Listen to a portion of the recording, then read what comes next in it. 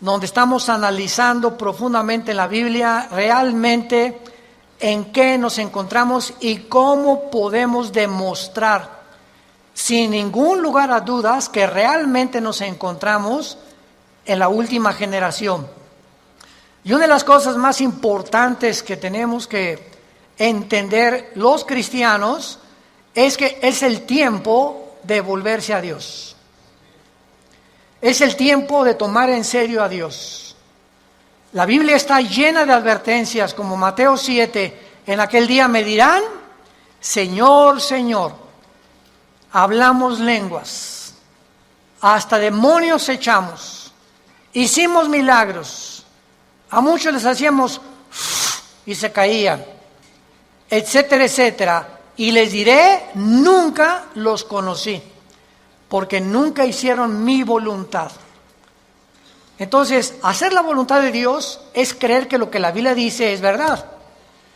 Y si tú vienes a un estudio de francés, o a un estudio de hebreo, o de italiano, o vas a la escuela a estudiar geografía, imagínate que el maestro sepa que no llevaste tu libro de geografía, o tu libro de historia, o de civismo, o de todos los libros, ¿verdad? En mis tiempos que teníamos la mochila cargada como con 10 libros. Entonces nos sacaba de la clase el maestro en aquel tiempo. Entonces venía la Biblia, venía el domingo a la iglesia y no traer el libro. Pues ¿a qué vienes, no? Pues nomás vengo a oír. Vengo a escuchar nada más. Pero cuando tienes la Biblia en tus rodillas y hablando el predicador, pero es que como están los versículos ahí en la pantalla, ¿para qué traigo ya la Biblia? Porque si no la aprendes a manejar, a ver el libro de Amós, me voy al índice, Amós página 1195, la busco rápidamente y me doy cuenta que comienzo a manejar mi Biblia y comienzo a descubrir dónde se encuentran en el Antiguo los Salmos, que está a la mitad de la Biblia, los Proverbios, el Apocalipsis, y no andas buscando Génesis en los Evangelios. Entonces, esta es la razón por la cual el cristianismo se encuentra como se encuentra. Ahora, fíjense ustedes, la segunda prueba, si mañana yo le pregunto a cualquiera de ustedes que no trajo la Biblia hoy, ¿me puedes llenar una hoja tamaño carta en un resumen de lo que oíste ayer en la conferencia? No llenan ni la mitad de la hoja. Porque es más difícil recordar que estar escribiendo o tomando notas o estar en contacto con la Biblia o con el libro de geografía o de historia o con la materia que tengas que escuchar.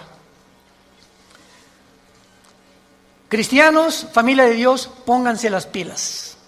Ya. Ya estuvo suave solamente de venir a calentar una silla el domingo sin tener en cuenta las grandes responsabilidades que tenemos como hijos e hijas de Dios. En la Biblia encontramos dos patrones que nos muestran claramente que Dios tiene en su plan cósmico de los tiempos cronología, porque dice yo soy el primero, yo soy el postrero, desde el principio hasta el fin. Entonces, el Dios de los cielos, creador del universo, el maestro de maestros, el sabio de los sabios, cuyos pensamientos no son otros pensamientos, tiene un plan. Y tiene un plan secreto. Por ejemplo, para darles rápidamente esto como un ejemplo, para no ser redundante, Satanás no sabía el plan de Jesucristo.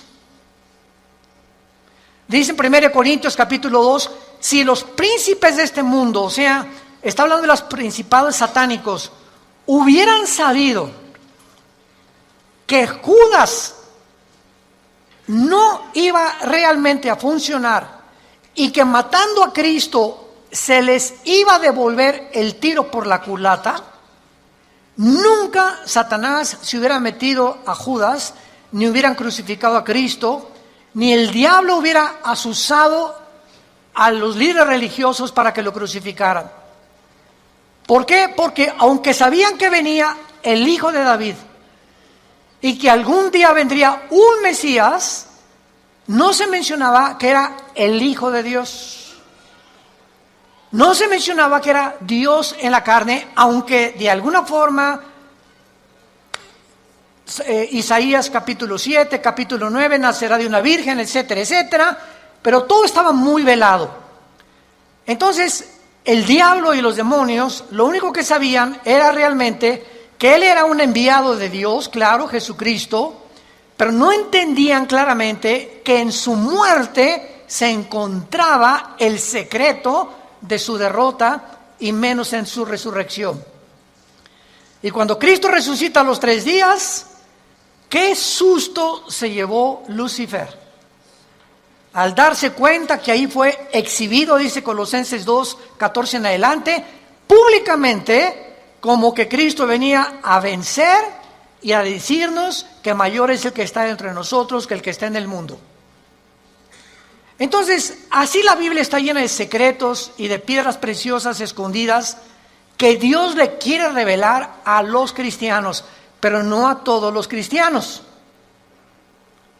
Oiga, ¿de qué está usted hablando? Que no todos somos iguales en cuanto a que somos hijos de Dios. Pero así como en los apóstoles encontramos en el cuadro de la última cena a uno nada más de los 12 apóstoles recargado en el pecho de Jesús, ¿quién era? El apóstol Juan. ¿Por qué solo a Juan se le retrata en el pecho de Jesús? Porque era el apóstol del amor, el apóstol que él escogió en lugar de los otros 11, estar más cerca de Jesús. Y ese lugar en el pecho de Jesús está vacante. Entonces, hay cristianos que están más cerca de Jesús que otros. Son cristianos, pero como Pedro algún tiempo de su vida, lo siguen de lejos. Nunca traen la Biblia. Llegan a un hospital a hablarle a una persona, a tu mamá, tu madrina que se está muriendo, que tiene cáncer. Y llega el doctor, ¿alguien puede leer un salmo en un velorio, en un entierro? Y los cristianos, piu, piu, piu. No abre ni el pico, nada absolutamente, porque no sabe ni dónde se encuentran los salmos, ni qué pasaje leerle de la Biblia a un enfermo, o cómo guiarlos y decirles que necesitan el plan de salvación, recibir a Cristo. Entonces tú tienes que tener una Biblia en tu coche, otra en el baño, otra en tu oficina, en tu cuarto, en tu taller. Hay otras chiquitas que traen para cuando viajas en el avión, en el autobús, etcétera, etcétera. Tenemos que ser hombres y mujeres de la palabra de Dios. Y hasta que tú tomes esa decisión en tu vida, las cosas van a cambiar como no te imaginas. Porque serás fortalecido como un árbol plantado junto a corrientes de agua, que da su fruto a su tiempo, su hoja no cae, y todo lo que hagas, escúchame bien, todo lo que emprendas, prosperará. Porque el fruto de nuestra prosperidad y nuestras bendiciones vienen de nuestro contacto con este libro.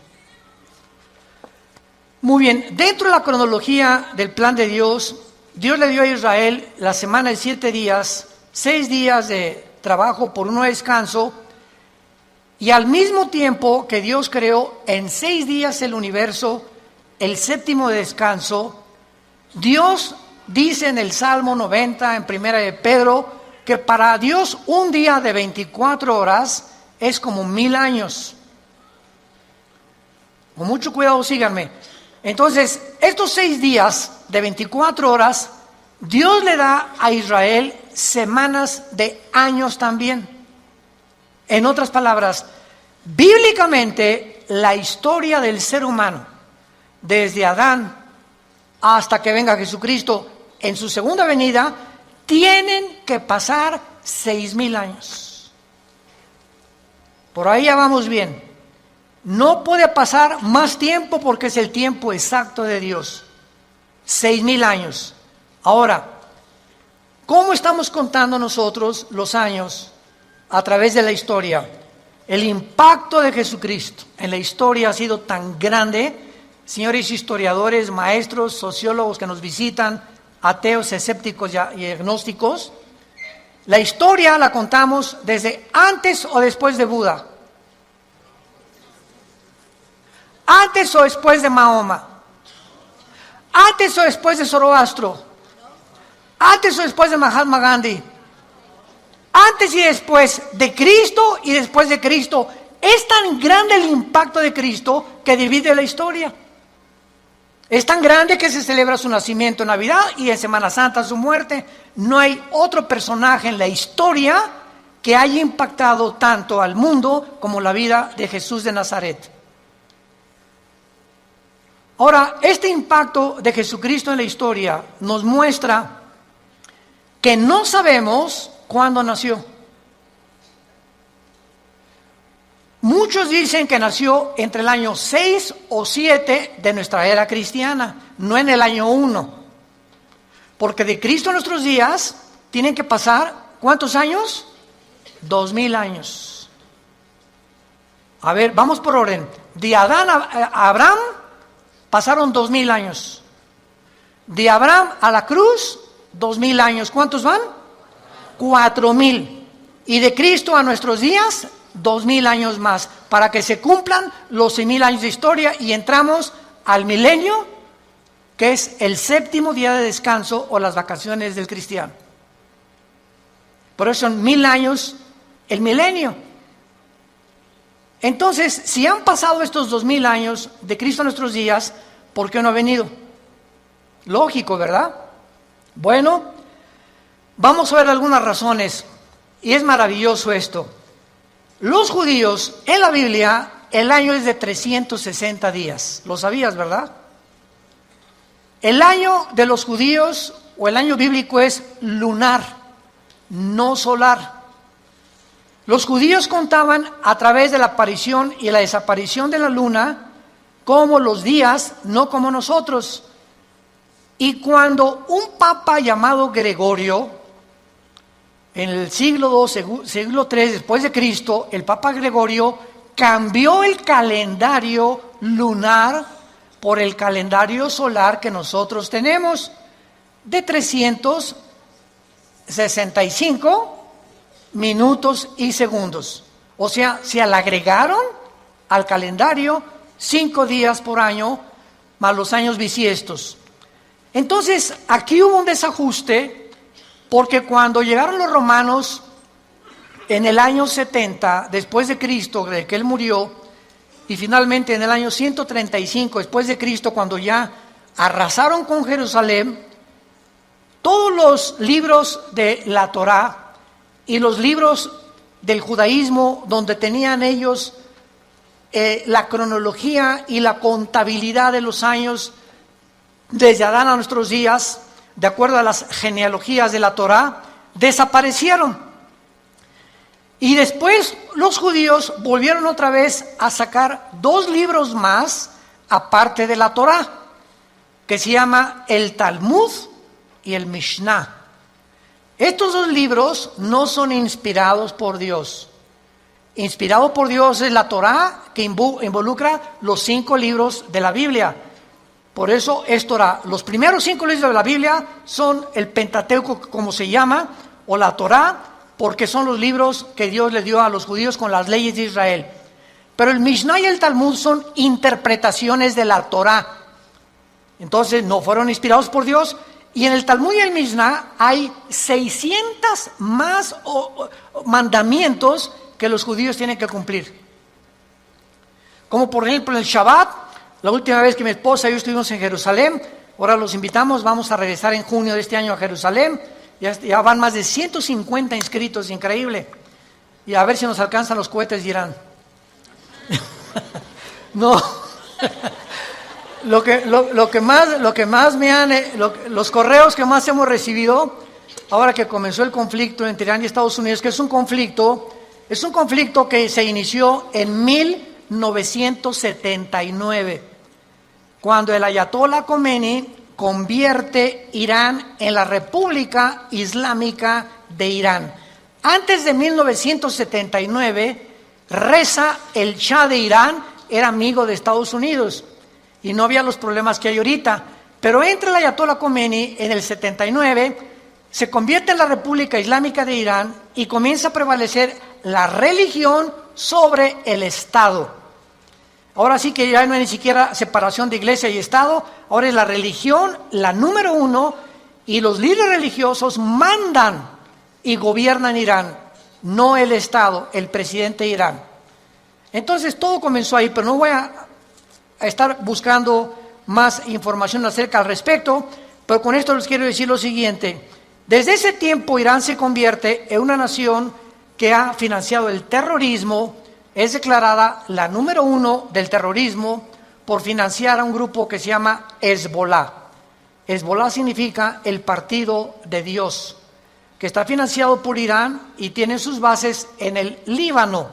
Después Irán comienza a financiar a Al-Qaeda, después comienza a financiar a Hamas de la Franja de Gaza y comienza a tratar de levantar grupos para tratar de destruir la nación de Israel.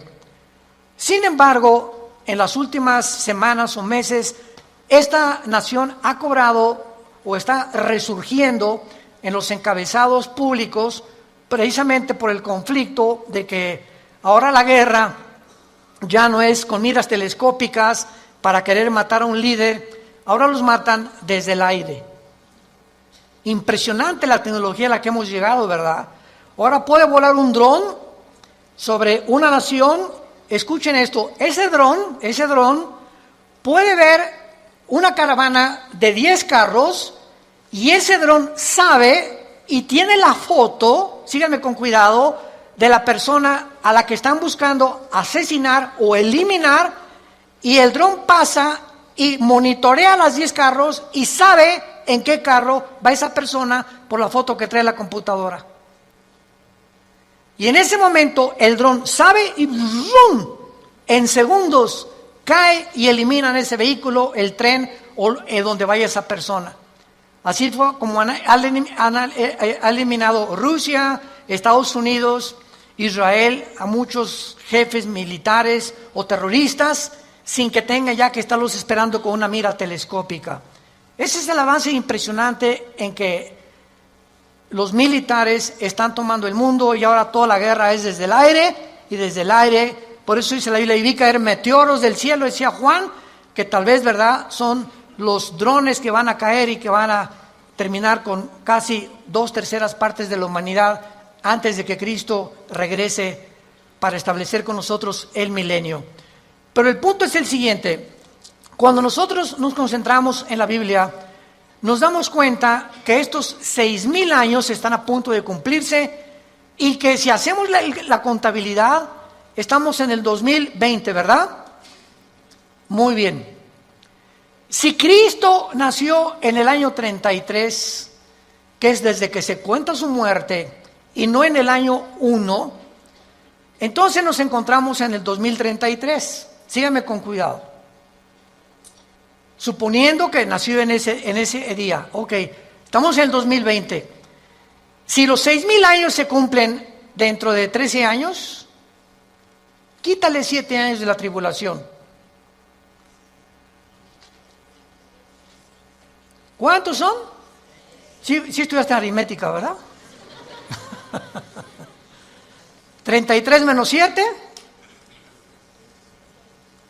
2006. Y 2006, estamos en el 2020. ¿Por qué le quitamos 7 años? Porque estos 7 años de la tribulación nosotros no vamos a estar. Esto está haciendo un cálculo somero sin llegar a un dogmatismo. El hermano Dulce dijo que venía el 2026. Por el amor de Dios, han sacado tantas tonterías como no se imaginan. No estamos dando fechas ni mucho menos, porque el día y la hora nadie la sabe. Pero Jesús dijo que los tiempos los deberíamos de conocer, como lo vamos a ver.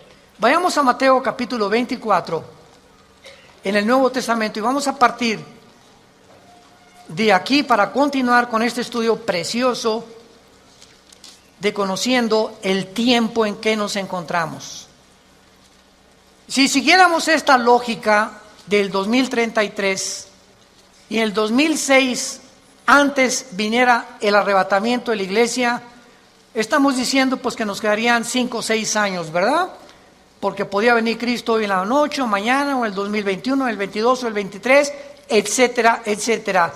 Pero esto desde la perspectiva somera de un análisis especulativo, lo aclaro, para que nos encontremos y podamos deducir que aunque no falten 5 o 6 años o 13 años, Solo Dios lo sabe.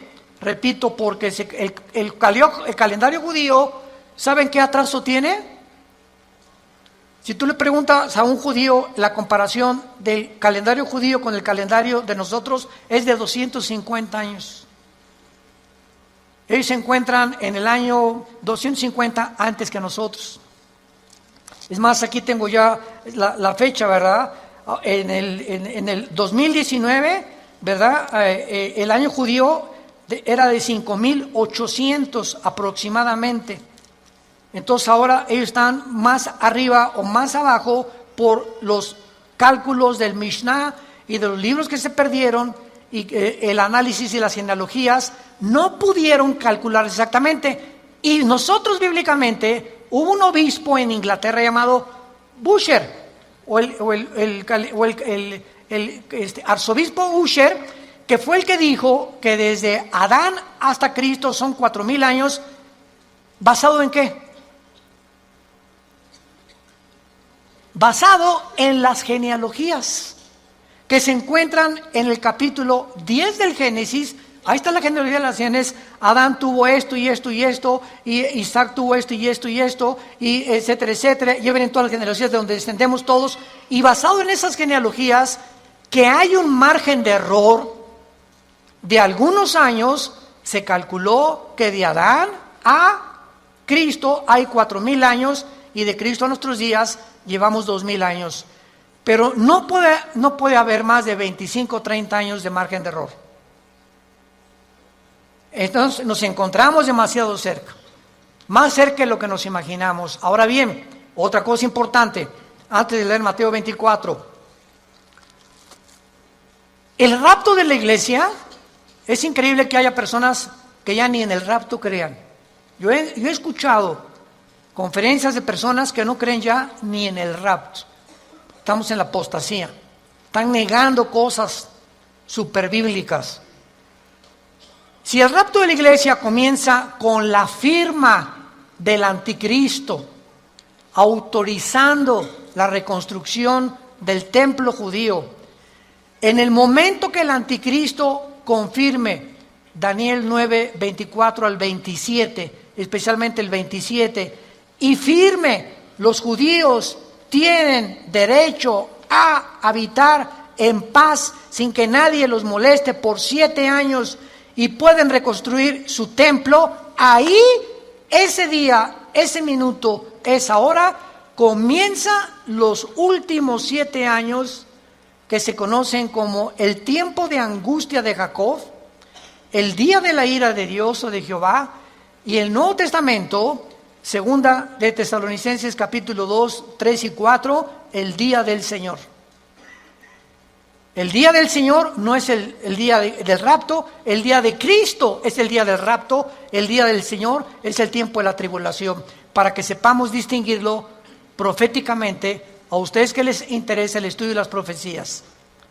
Entonces, desde ese momento, muchos creen que al firmar el anticristo, el pacto, los cristianos desaparecemos y somos arrebatados.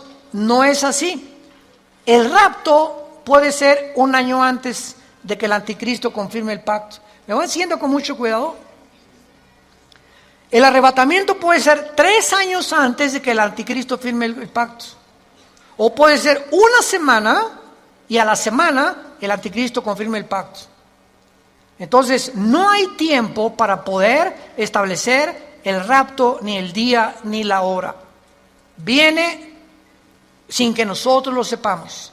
De repente desaparecemos del mundo y pueden pasar 1 año, 2 años, 6 meses cuando comience la gran tribulación. Pero lo que es importante es que cuando la iglesia sea sacada del mundo, Dios regresa a tratar con Israel espiritualmente.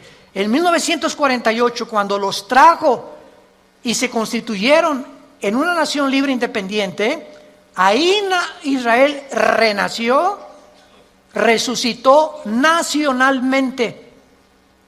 Entonces los judíos regresaron al 48 sin convertirse al Mesías, porque hasta la fecha en Israel la mayor parte de los judíos no creen en el Mesías, en Jesús. Solo un judío que se convierte se llama judío mesiánico. Nunca ellos se llaman cristianos. ¿Saben por qué? Porque cuando oyen la palabra cristiano, los judíos asocian el cristianismo con la Iglesia Católica.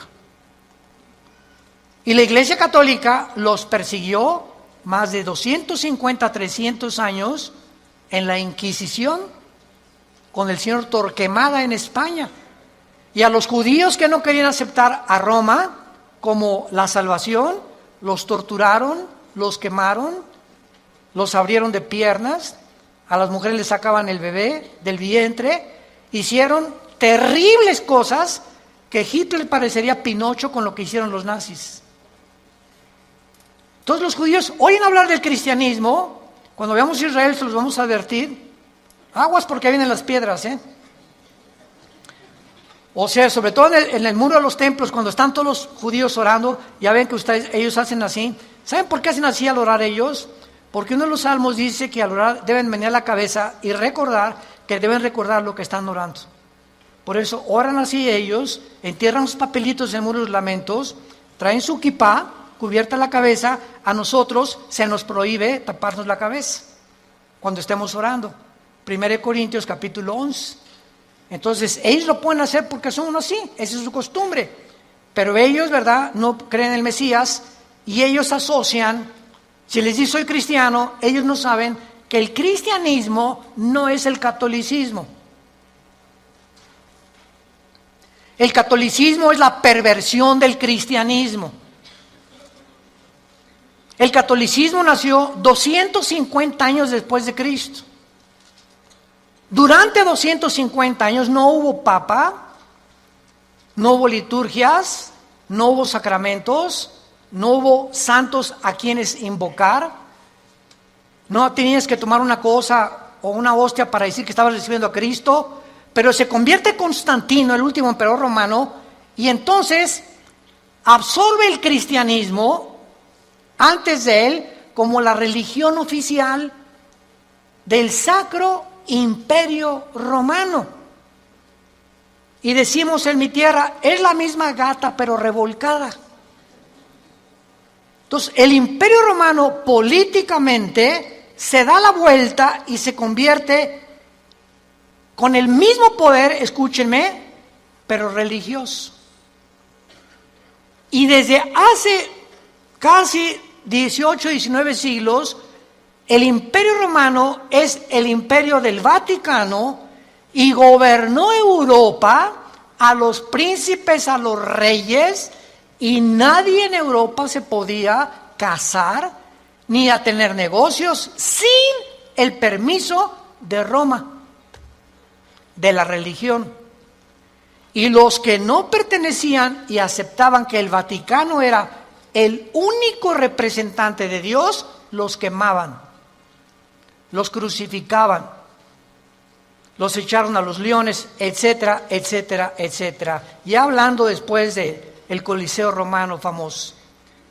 Entonces, el cristianismo no es una religión, es una relación personal, viva, orgánica, dinámica, con alguien que está vivo. Y cuando salimos de la religión y nos encontramos con el Jesús resucitado, que quiere entrar a tu vida hoy, tal vez tú no lo tengas, descubres que el cristianismo es diario. Y lo vives diario. Te levantas y tienes tu Biblia. Te acuestas y tienes tu Biblia. Oras por tu familia, oras por tu esposa, oras por los alimentos. Comienzas a asociarte, tienes una comunión con Dios diaria. Por eso se compara con el matrimonio el cristianismo.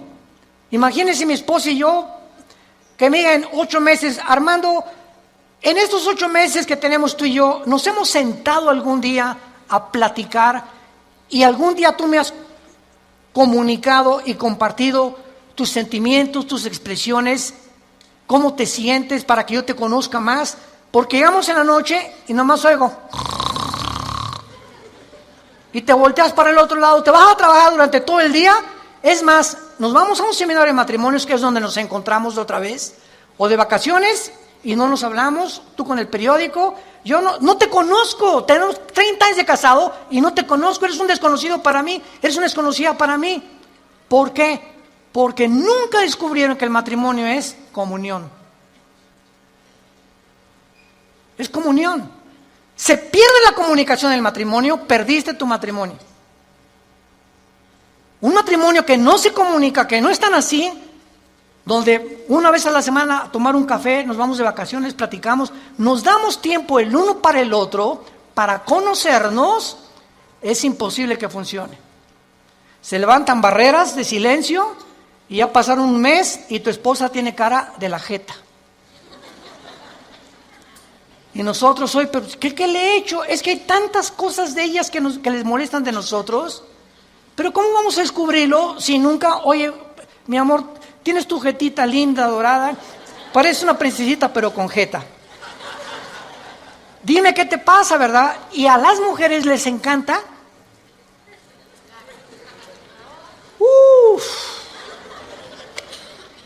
Porque no son como nosotros. Pueden hablar 5 horas, 6 horas con sus amigas, con lo que sea, y se despiden y en el teléfono siguen hablando y desde el carro siguen platicando, etcétera, etcétera. Y cuando llegamos nosotros que no nos gusta eso, y tenemos que entender que a ellos les gusta eso, perdón, ya parece que estamos en un seminario de matrimonios. Ya me estoy saliendo del tema, les pido perdón.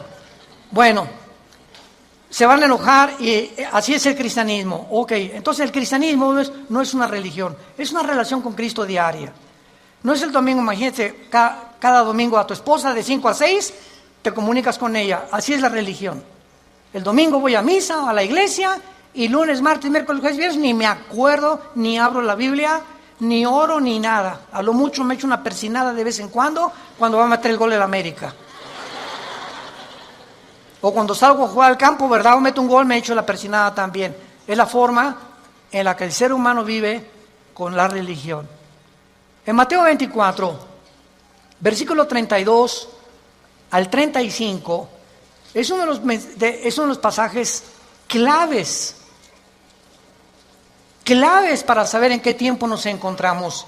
Y es el que queremos analizar brevemente en esta mañana. Mateo 24, 32 al 34. Jesús dice, de la higuera aprendan la parábola. Número 1, para entender esta parábola de Jesucristo, tenemos que entender qué es la higuera, qué es la vid y además qué es el olivo, que son los 3 árboles que se usan, el olivo, la higuera y la vid, para diferentes fases de la vida de Israel. Entonces, por ejemplo, la higuera, ¿verdad? Es, como lo vamos a ver, representa a el Israel. El olivo representa las condiciones de Israel y la vid representa al sistema religioso de Israel. Entonces, cuando Cristo está hablando de la higuera, inmediatamente lo podemos asociar, porque la Biblia no es de interpretación privada, con Israel. Porque Israel es la higuera y hay cantidad de pasajes en el Antiguo Testamento donde se representa a Israel como la higuera. Muy bien, de Israel aprendan la parábola. Ahora ya vamos con un poco más de luz. Cuando ya su rama está tierna y brotan las hojas, noten que no dice el fruto. ¿De acuerdo?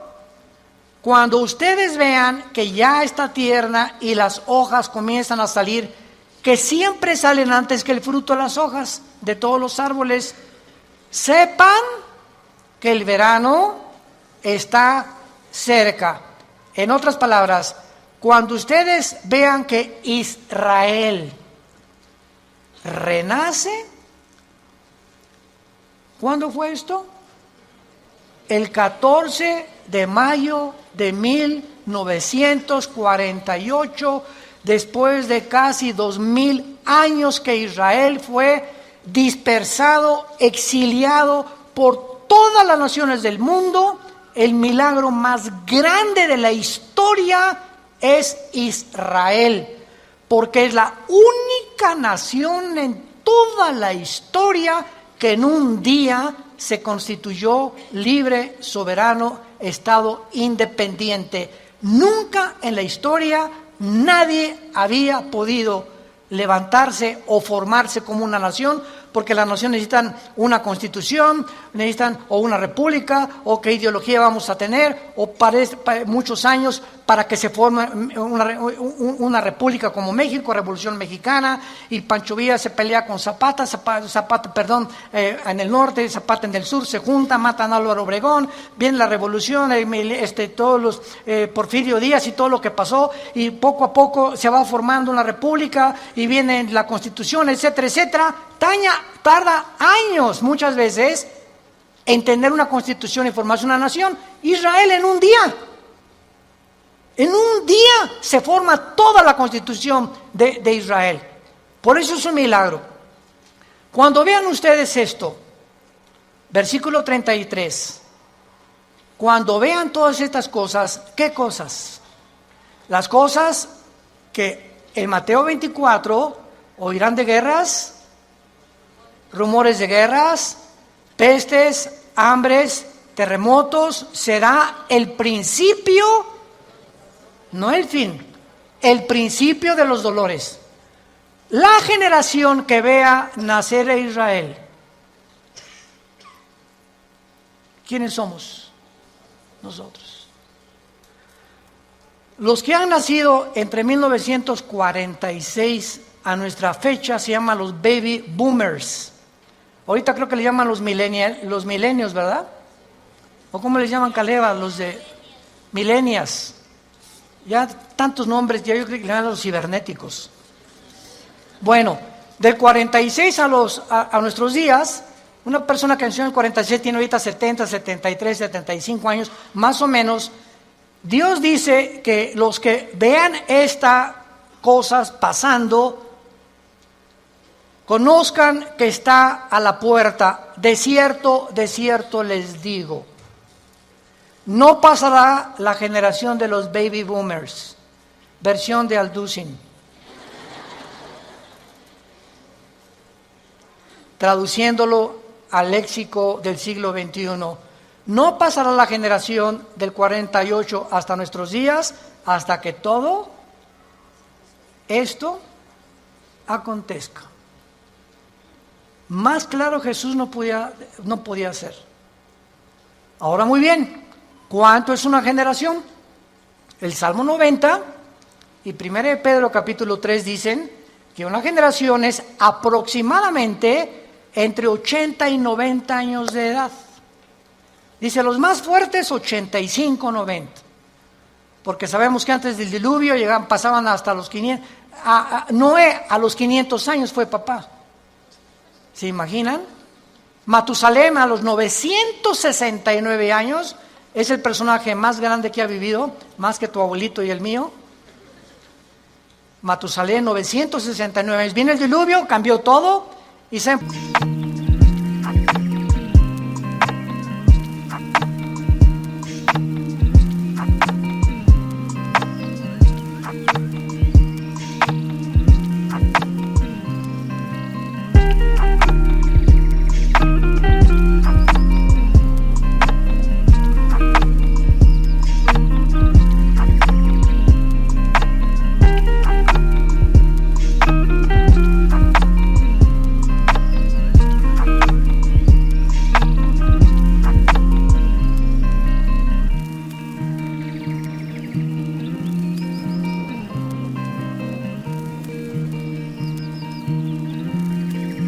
¿Por qué se redujo la edad?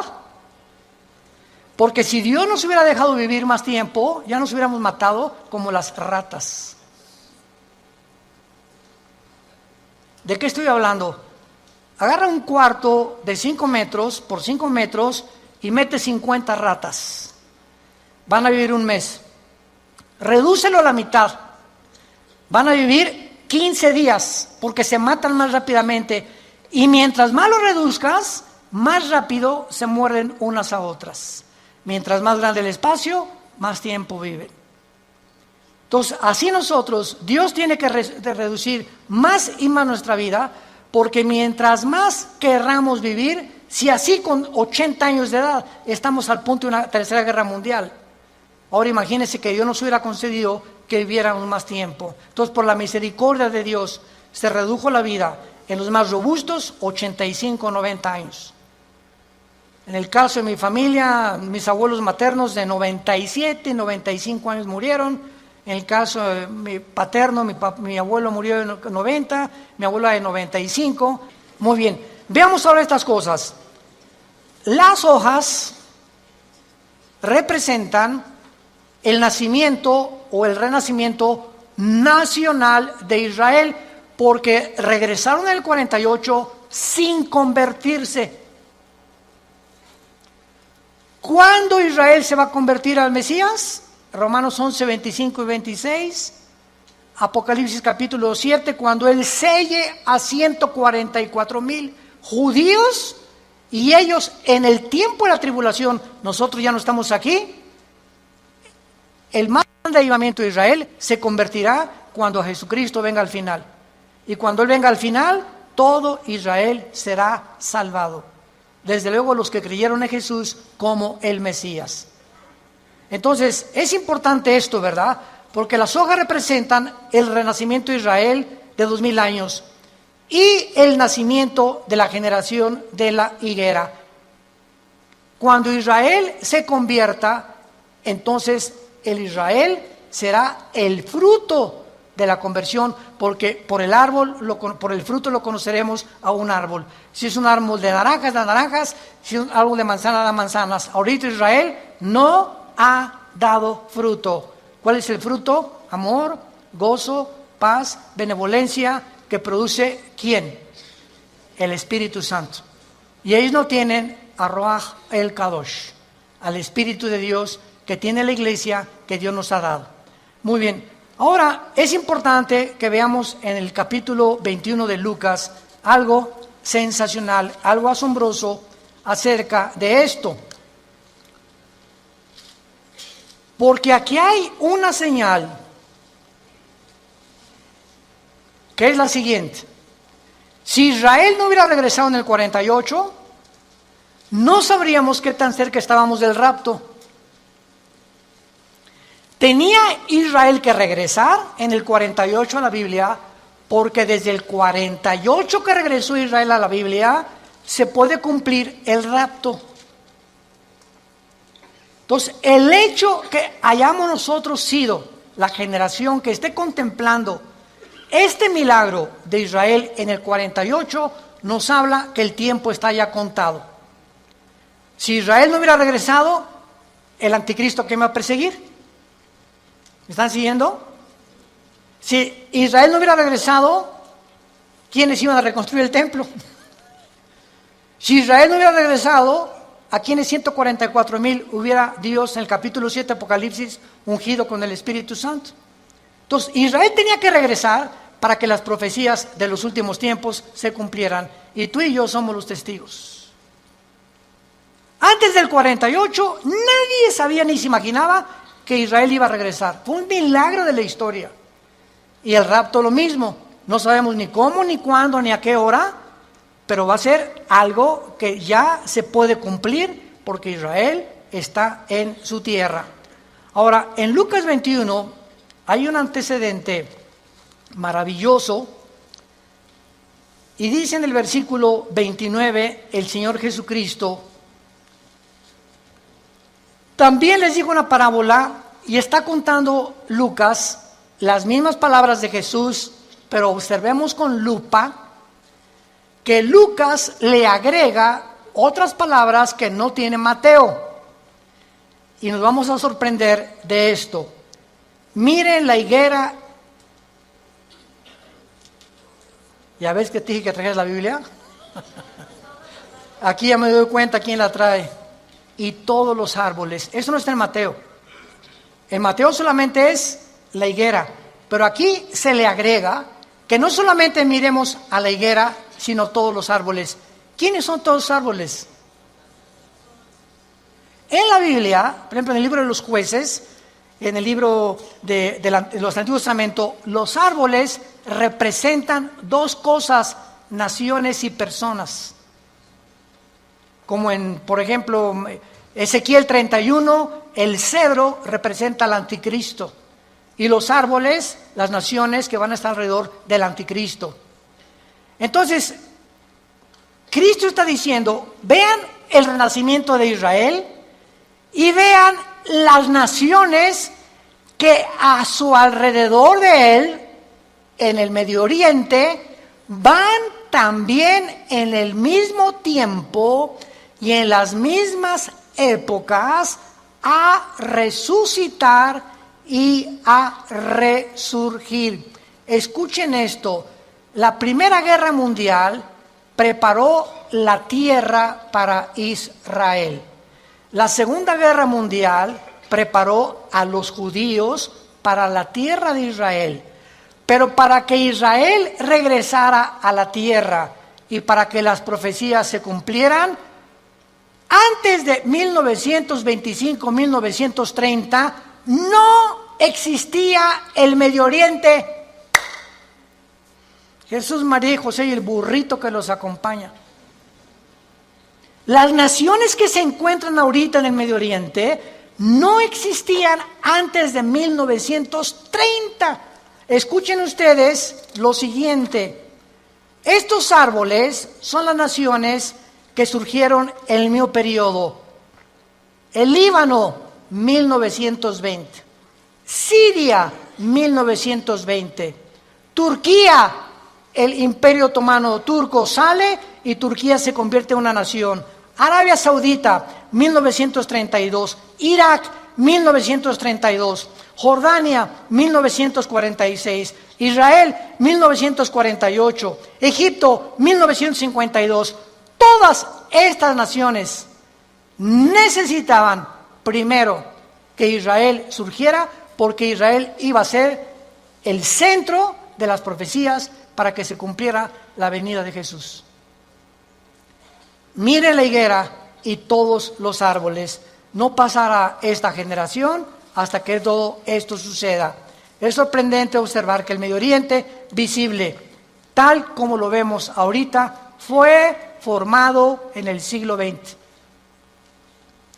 Existía la Mesopotamia, o sea, Siria y Irak, era lo mismo, era el Medio Oriente, pero no estaba la división entre Siria y entre Irak, Transjordania, Jordania, el Líbano, Egipto. Egipto existe desde hace cientos de siglos, pero no estaba formado exactamente con las divisiones geográficas que los ingleses y los franceses, que fueron los que colonizaron con Portugal y España el Medio Oriente, determinaron, y ellos fueron los ingleses y los franceses los que dividieron el Medio Oriente tal como nosotros lo conocemos actualmente. A Israel le asignaron ese pedacito de tierra, a Jordania eso, a Arabia Saudita eso, a Líbano eso, a Siria eso, y fue después de la Primera Guerra Mundial. Estas cosas que están pasando, vemos nosotros que tenían que suceder para que nosotros pudiéramos comprender que las profecías bíblicas tenían que cumplirse. 1945 termina la Segunda Guerra Mundial.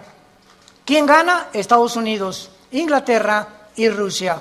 1957 se firma el Tratado de Roma, donde Jacques Delors, francés, Europa, unámonos, porque la unión hace la fuerza y Europa tiene que tener una moneda, tiene que tener una constitución, tenemos que unirnos todos.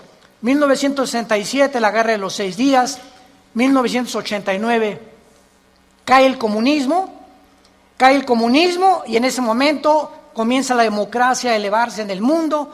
1992, el Tratado de Maastricht forma la Unión Europea. En el 2016, Inglaterra dice a la Unión Europea, ahí nos vemos el Brexit. Los ingleses no quieren someterse al euro, quieren mantener su independencia con la libra inglesa, esterlina, y ellos quieren tener su propio gobierno, no quieren pagarle los impuestos a la Unión Europea. Y estos acontecimientos tenían que suceder después de Israel, del 48. Las Naciones Unidas, la Unión Europea, el Mercado Común Europeo, el Fondo Monetario Internacional, la OTAN, la OPEP, todo tenía que formarse después de Israel. ¿Para qué?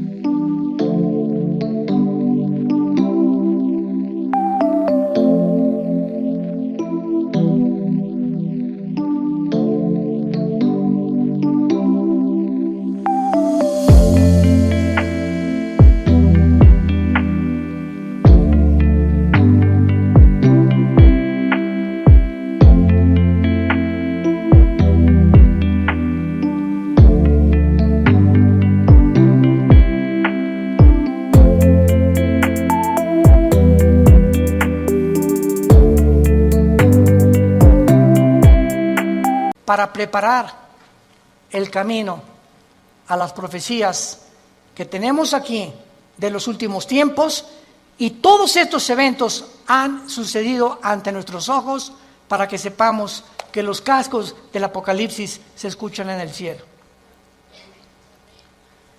¿Qué es el 2021?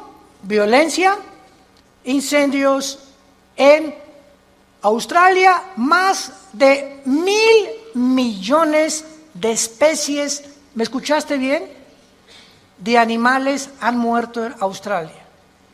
1 millón de especies casi en las Américas de animales. Y estamos involucrando también a delfines, ballenas, tiburones y peces.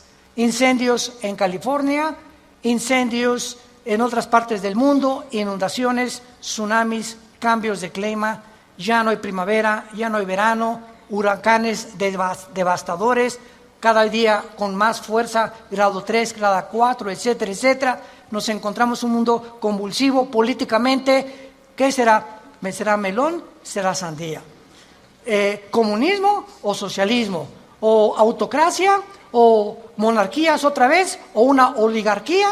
¿O qué sistema? No, vamos a mezclar mejor ya. Comunismo con capitalismo como China. O socialismo, pero también con capitalismo. Y es una ensalada del chef en las ideologías gubernamentales y filosóficas, porque el mundo ha llegado a su fin. Ningún sistema ha funcionado, el comunismo cayó, fue un fracaso, se vuelve a desenterrar al mismo muertito, porque la historia nos enseña que el hombre no aprende de la historia. Y cometemos los mismos errores, porque usted es la generación de los milenistas o milenios, o ¿cómo les llaman? Cibernéticos les llamo yo, ¿verdad? No han experimentado lo que nuestros padres en la Segunda Guerra Mundial, lo que se sufrió, y ahorita el pasado ya no existe para ustedes.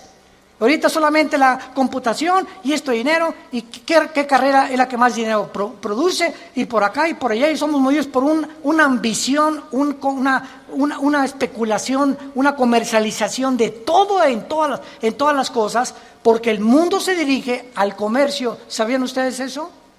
El anticristo va a establecer un sistema de comercio en Medio Oriente que va a ser el Plaza Galerías más grande del mundo, en Irak, donde nació tu madrina.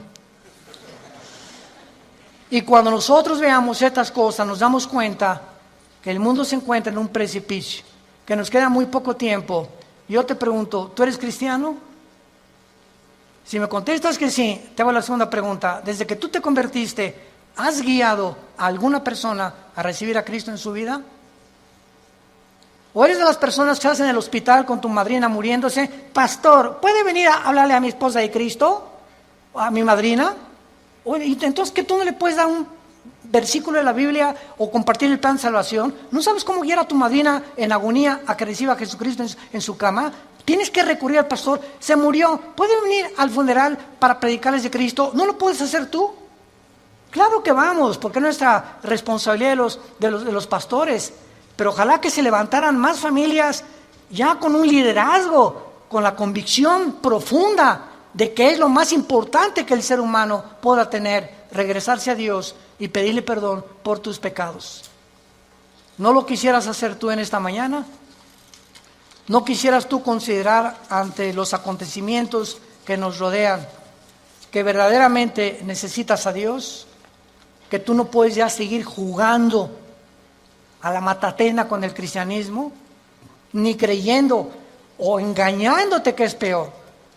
Porque una persona engañada no sabe que está engañada porque está engañada. Entonces, para que alguien sepa que está engañado, tiene Dios con la Biblia que decirle: estás mal. Tú crees que eres, pero no eres más que un pobre, desventurado, miserable y desnudo pecador que tiene necesidad. Que unja tus ojos con colirio, como la iglesia de la Odisea en Apocalipsis capítulo 3, y que tengas una relación conmigo todos los días. Que te levantes en la mañana y lo primero que hagas: mi alma tiene sed de Dios. Como el ciervo clama por las aguas, mi alma tiene sed de Dios. ¿Hay esa pasión por Dios en tu vida? ¿Buscas a Dios con todo tu corazón?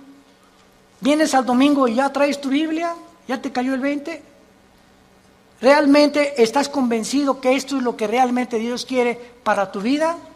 Despiértense, porque el día está amaneciendo y tenemos que recurrir a las promesas de Dios para saber que no todo el que me dice Señor, Señor, sino el que hizo mi voluntad. Te damos gracias, Padre, en esta mañana por tu palabra.